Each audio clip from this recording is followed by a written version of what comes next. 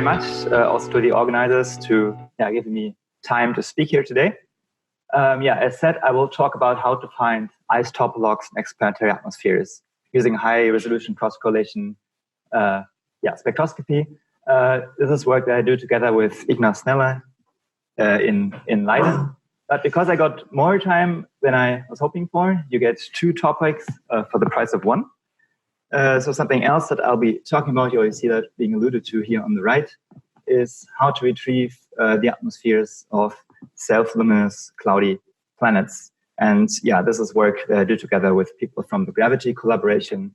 So in this case, Matthias Nowak, Sylvestre Lacour, and Benjamin Charnet from the Observatory of Paris. But to start with the first topic, isotopes, I thought maybe it's good to start actually with where these isotopes that we want to see in planets are coming from. So then we can start where the isotopes that make up the molecules, which are then called isotopes, stem from. So if you look for carbon-oxygen isotopes, these are thought to come from the dredge-up phases of evolved AGB stars. And 13 carbon, for example, which is one interesting species, is a reaction intermediate of one branch of the CNO cycle. For deuterium, we basically would work with whatever the stars have left for us from the Big Bang nucleosynthesis. So this is where the isotopes in space are, but want to bring them into planets. So we have to look at the planetary building blocks. And I'm focusing on the solid component. And there's this quite nice plot from, I think, from the Gerasimenko-Churyumov analysis, is Outback et al. 2015, where they show the D to H number ratios in solid bodies in the solar system. Before I start talking about the solid bodies, this here is the protosolar nebula value, 2 times 10 to the minus 5. That is important later. But you also see that some of the planets are consistent with this. But if you look at the solid building blocks, the Oort and Jupiter family comets, they are enriched by a factor of 10 or 20 when compared to the protosolar nebula value. Icy moons could be thought of as a building block maybe as well. So Enceladus is enriched, chondrites are enriched, and also the Earth finally is enriched. So this is what we are working with when building planets. And now looking actually now at the planets in the solar system, and plotting the D to H ratio that I have as a function of mass. As I maybe already said a bit just before, Saturn and Jupiter are consistent with the protosolar nebula value. But if you look at Uranus and Neptune already, they are enriched by about a factor of 2. And if you look at the Earth, that is enriched by a factor of maybe 10. And it's all already kind of indicative of there being maybe a trend, and this is indeed what people think, that maybe, here you actually see a sign of relative importance of solid body accretion during the formation of these planets. Basically, Jupiter and Saturn just diluted with lots of gas from the disk. Then we get basically low D to H ratios in the end. You have to be careful though. So if you look at Venus sitting at 1,000 here, and Mars is sitting at 50, and the community thinks it's coming from evaporation that basically retains the more massive species. In this case, deuterium is more massive than hydrogen. If a body is more massive than 13 Jupiter masses, it will start burning deuterium. We don't have a brown dwarf in the solar system, so put it on here, so that we wouldn't expect to see any deuterium in the atmospheres. So how would we find these isotope logs? One way is to go for high-resolution spectroscopy, because if you look at the lines, in this case it's carbon monoxide, shown in the first overtone band at 2.4 micron. You see for the main isotope log in white, you see, all the lines at high resolution, and all the secondary isotope logs, 13C, 16O, for example, they give rise to these blue lines that you see in between. And the reason for that is just coming from quantum mechanics. If you look at the rotational, vibrational energy levels, they depend, for example, on the reduced mass. If you have a diatomic molecule, if you start playing around with the masses of one of these atomic partners, you will shift and scale distances between the levels, and you can just shift around the lines. The technique for them now finding this has been very nicely explained yesterday already by Jane. But what we wanted to go for was the cross-correlation technique. The problem is these planets have singleton noises of 1 or below 1 on a single pixel. And how will you be able to see a single line then? It's not possible for a single line, but you can use cross-correlation. That's mathematical definition. Basically, cross-correlation is just you have 2 functions, you multiply them, you calculate the integral. And one of these functions has been shifted by a certain amount. And now one of these functions you can take to be the spectrum as a function of wavelength, the observation, and one could be a model for that observation. And if you have the perfect model for the observation, but the shift that you apply here, so if you basically overplot these two functions, you multiply them, calculate the integral, you basically get just noise out. But if you find the right shift, then lines in the model fall onto lines in the spectrum, and then that's good. That basically boosts the line signal. And then if you plot this integral signal as a function of shift, and the right shift would be at 0, you get a peak in the synthetic calculation here. And if something is not in the spectrum, you don't get a peak. Yeah, and the really powerful thing about this is to first order, you can say, well, the signal of this peak is roughly equal to the single pixel, single line signal times the square root of number of lines. Yeah, and this has been used extensively. There was already a more complete list yesterday already in Jane's talk. Yeah, to find different molecules in emission, in transmission. You can also use, as was said already, the shape or the shift of this cross-correlation function to learn something about winds or spin rates of planets. Right, so this is the technique that we wanted to use. Now the problem is isotope logs haven't been found in planets yet. So we had to kind of make our own signal observations. So this is what we did. So we started with a self-consistent atmospheric model in radiative, convective, and chemical equilibrium. So how that works in that case, we used my code. We basically start with the initial guess for the temperature, calculate equilibrium chemistry, use these abundances, calculate opacities, and then do radiative transfer and a convective adjustment step, and we get a new temperature that is inconsistent with the initial temperature, and then we just loop around until we find converged solution. And then basically try to play telescope instrument. So we post-process these structures to get high-resolution spectra, and then we applied Doppler shift for the motion of the planet and the stellar system. Waxing and waning of the planet was taken into account, put in some telluric absorption, pin that down to the instrumental resolution, or convolved it, and then bend that down to tectopixels, and added noise, of course. And then, yeah, tried playing observer to take out the tellurics again that we put in, and also sometimes removing all the lines in the planet, exoplanet, that we're not interested in, be able to really just measure the signal of the secondary isotope block that we wanted to measure. This is a really, really high signal-to-noise run. Normally, it would just look like static. But you saw these plots yesterday already. So this is the phase of the planet. This is the wavelength down here. Color-coded is the emission signal. You see the waxing and waning and the Doppler motion of the planet. And this here is if you take out all the lines of all species that we're not interested in, these are only 13 carbon 60 no lines. And here you can now, using the cross-correlation technique, you can now start to measure the signal that is imprinted. This is an example for a hot Jupiter. So this is a synthetic calculation for HD 179949b. In this case, we were looking for carbon monoxide isotope logs because carbon just has a really favorable isotope ratio. And we see color-coded here is the detection signal to noise for 13C60 in orange, the main 12C60 in red as a function of wavelength. In the background, this here is the telluric transmission of the Earth's atmosphere, and in purple is the opacity of carbon monoxide. So only, of course, where the transmission is high and where the opacity is actually non-zero, we expect to see something. And this is also what we find. So in the first overtone band, we get the main isotope log in our simulations with quite a high signal to noise, actually comparable to what has been found for that planet with real data. We predict that for the secondary isotope log within a single night or so, we should get a detection of around 5 sigma. The fundamental band would be even better if there was no Earth atmosphere emitting and, yeah, just putting noise basically in terms of photons. Yeah, so I talked about D to H ratio being important, but this is now carbon, so let's talk about something more interesting. So I made these plots here as well, which basically help you understand how easy it is to see, in this case, HDO, so the deuterium carrying water isotope log. And how you read these plots is if you have a planet of, say, 600 K equivalent temperature, and you assume, well, it's a gas giant, maybe has a protosolar nebula value to H ratio, so we had 1 here. Then looking at the color here, or the levels here, tells you the signal to noise you have to have on your observation on a single pixel in order to detect HDO.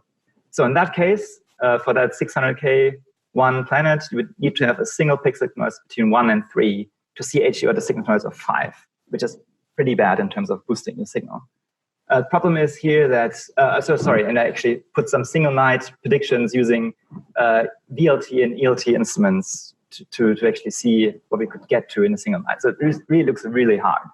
The problem is here that H2O is actually strongly blanketed by methane in hydrogen-dominated atmospheres.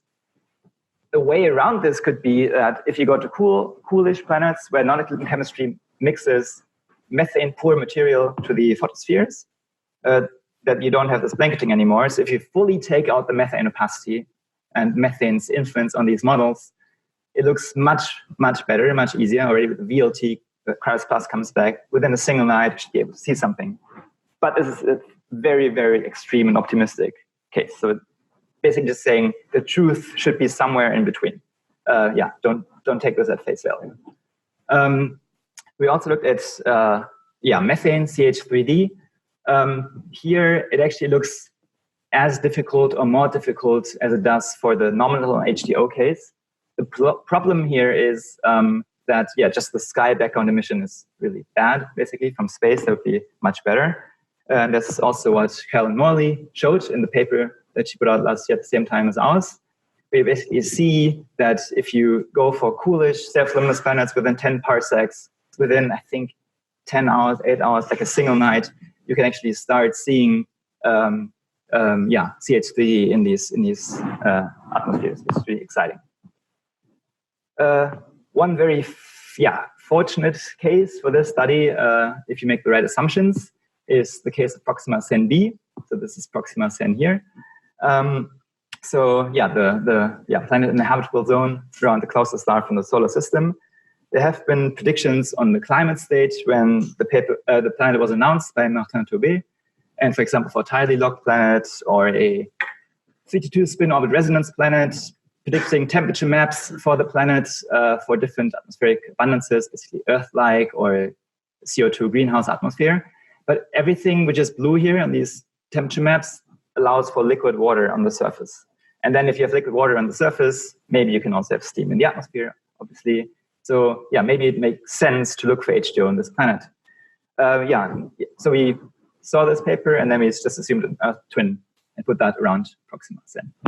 This is what we get. So in red, this is the reflected light of Proxima Cen when you put the Earth around Proxima Cen and observe it from the solar system. And in white, this is the emission that we calculate. And actually these two vertical lines in between, that's the range that we're interested in for HDO. And you can already see, making certain assumptions on the albedo, which took to be 30%, the reflected light's actually better than the emitted light. And if you zoom in, all these lines here are coming from HDO. There's no water because, at this wavelength range, HDO is strong, water is weak. There's little methane in the Earth's atmosphere.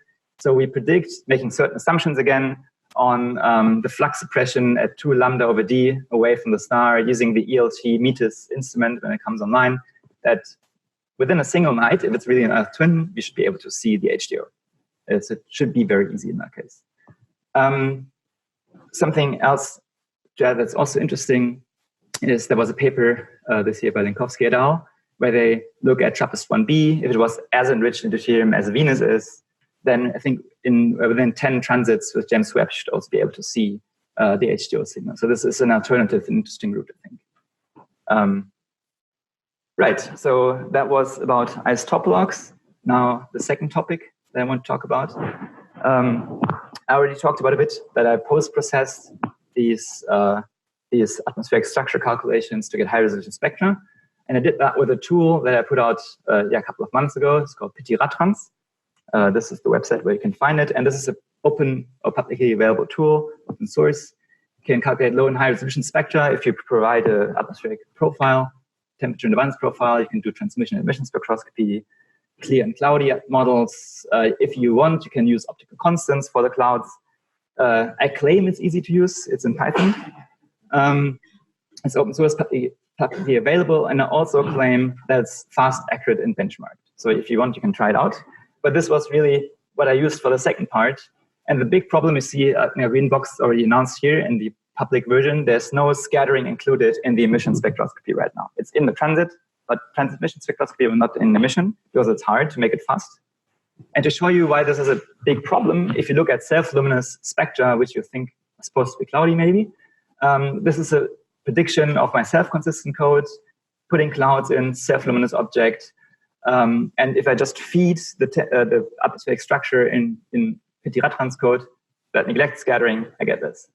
As neglecting scattering, you get way too much flux out. You can treat the scattering as absorption, but then you get way too little flux out. So it doesn't really work. So I try to make scattering work in a fast way. So this is how it currently looks like. So you see, it's not yet perfect, but it fits much, much, much better than what we got before. And the thing is, so the accuracy here is basically a freely scalable parameter, but now it's chosen such that within a couple of seconds to get the spectrum out, which then actually allows to do retrievals. And this was the whole point why I started doing this, because I saw, was approached kind of by the gravity people, and I saw the really, really nice spectrum for beta pic B, which is not yet published, but you can see it in a second. I forgot about some more slides, sorry. Right, so with that code and scattering now in clouds, I can actually retrieve more or less what I put in. So this is the temperature profile of that self-consistent cloudy spectrum that I showed you. And this is the uncertainty envelopes that I retrieve. And yeah, I can also retrieve the parameters that I put in. So these are C/O ratios in the atmosphere, metallicity. I can retrieve that I didn't put a quench pressure or I didn't have quenching in my model. Yeah, cloud parameters I can retrieve, log G radius. So all these tests seem to work for now. Right, but now coming to the very nice gravity beta pic B spectrum that's in the K band. You see that here. When I saw that for the first time, I was actually blown away, you can say, because I mean, the resolution is very high, the signal to noise is very high. You can see really cool stuff like multiple carbon monoxide bandheads. There is some telluric problems still going on here, but just overall the spectrum is really, really nice. And what you see actually in purple is the fit that we get with Petit-Rattrans now in the back. So the fit is very good. There's a bit of a difference here in the red slope of the flux. This actually comes from that we don't not only fit the gravity data, we also fit the GPy data at the same time. So the combined fit looks like this. And yeah, so it fits here, it fits very well. Here it fits a bit less well. The problem actually is the signal to noise here is so high that the GPy data is never allowed to dominate too strongly. If you blow up the error bars here, the fit becomes better here. Yeah, but we decided against doing this for now. Right, and yeah, so we can fit that now. And we can also see what the retrieve PT profile is. So you get like a typical brown dwarf cloudy-like PT profile. In this case, the fit put a cloud, an iron cloud here, to hide these deep regions from view, not get too much flux out in the near-infrared. And what I really liked about this project, so this is Matthias Nowak is leading this, and it's in prep and should be submitted soon. What I really like about this project that it's also Benjamin Charnay who is part of this team, and he has the XRM code, which is a self-consistent, cloudy, cloud feedback coupled non-equilibrium chemistry code, also for doing these kind of calculations, but in a self-consistent, not in a free retrieval way. And we can actually compare if what we get out makes sense, or if it's at least the same. So we did that as well. So we both find a C/O ratio, which is 1.4. We both find that the planet is enriched by a factor of 3 to 5, maybe. My value is a bit higher, but here actually the upper limit of the grid was hit that was used for the fit. I find a bit, well, 200K hotter temperature for that planet, but I also find a smaller radius, which basically, yeah, then just for the temperature radius difference here, because you want to have the same flux coming out of the planet. And I'll talk about that a bit more in a second as well. The log G is also comparable. Mine is a bit higher again, but potentially if a higher metallicity was allowed here, potentially here also log G could have been higher because there's a degeneracy between metallicity and log G. And what is really cool, what I like a lot about this, is that the mass that I get only from the spectrum is actually consistent with the astrometric mass that comes from either the Gaia and Hipparcos coupling or from the astrometry of the gravity measurement. So that's just coming from the spectrum now, and it's consistent with that measurement. For the XRM fit in this case, there was a prior that had to be applied to get a similar mass out, actually. Yeah, so, right, one last also word on this temperature and radius differences. These values here are a bit more consistent also with also looking at the mass with evolutionary models. Being that large at that mass actually would require a higher mass at that age of the system and a higher temperature. Yeah, so so that was one comment on But in general, it looks pretty consistent. It makes kind of sense for now. Maybe that was also just luck. But what I like about this is now maybe we can then trust these C/O ratios and the metallicity values somewhat more, and then actually think about how can a planet which is that massive be quite strongly enriched. It's a subsolar C/O ratio. Is it substellar? We don't know because we don't know the C/O ratio of the star. But you can, I think, maybe start thinking about explaining the formation with a bit more trust on what has been derived for the spectrum. Thank you very much.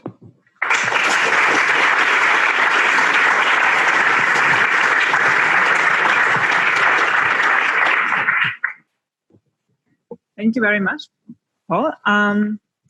I see a question over there. Heike, sorry. Hi, Christian Helling from St. Andrews. Thank you for this nice talk, but I think we need to realize that your C/O ratio and your element abundances are only for the optically thin part of the atmosphere. So therefore, it will be extremely hard to link this to planetary evolution / formation models, right? So well, there is a bit of a I mean, a path to go. I mean, that is of course an important point, and yeah, maybe also a bit of a different. So what is important here? This is chemical equilibrium with a quench pressure. So it's not that I'm kind of affected by condensation in a sense, and then I assume I get a wrong C/O ratio out because the condensation is put into this as well. And yes, you're right. There is a very important step, which is connecting the atmosphere to the interior part. This is crucial. But I think you would not get a high metallicity in the atmosphere and a lower one in the envelope, I think, because of settling. So if you say you get a very high metallicity in the atmosphere already, it can potentially only be higher in the envelope. So I think you can still learn something from this. Down here. Hey, Jeremy Lecon, CNRS. I'm just wondering, if you do find that you have clouds that are hiding your lower atmosphere, how come your uncertainties on the temperature in this lower atmosphere are not bigger? Okay, that's a good, very important question. So when I did these retrieval tests where I tried to retrieve what I put in, and I put in a brown dwarf cloudy structure which had a cloud, and I had a quite free PT profile parameterization, I basically got Pascal-Tremblay's answer, which even though I knew it was cloudy, I got no cloud and quite isothermal, deep regions. And so I had to think about this a bit, how making the assumptions of that there are clouds, I can retrieve what I put in. And what I do is actually, in the deep regions, from my radiative transfer modeling, I get an estimate of the Kappa-Rosslund mean opacity. So then I know where the atmosphere should become optically thick. And there I give quite a strong prior or penalty if the atmosphere is not radiative diffusive in the temperature, in the PT gradient. And that, of course, is some kind of physical prior. If it's even deeper, I also force it onto a moist adiabat. So that's why knowing what's going on up there also, it propagates down into what you see down there. In the beginning of your talk, you mentioned that the Earth has a high D/H ratio as compared to Saturn and Jupiter, and you explained that it's because Earth accreted a lot of gases around. The Earth? Yeah. No, I think so. The Earth, I think, accreted more solids in its. I mean, it's a rocky planet in comparison to the giant planets, and that's why the D/H ratio might be. I think the one of other reason is the loss of hydrogen from the atmosphere of the Earth, Earth, that increased the D/H ratio. Yeah. Okay. There's a review by Genda et al. 2016 that mentioned the other factor responsible for increase in D/H ratio for early Earth. Yeah, I look it up. Thank you. We don't have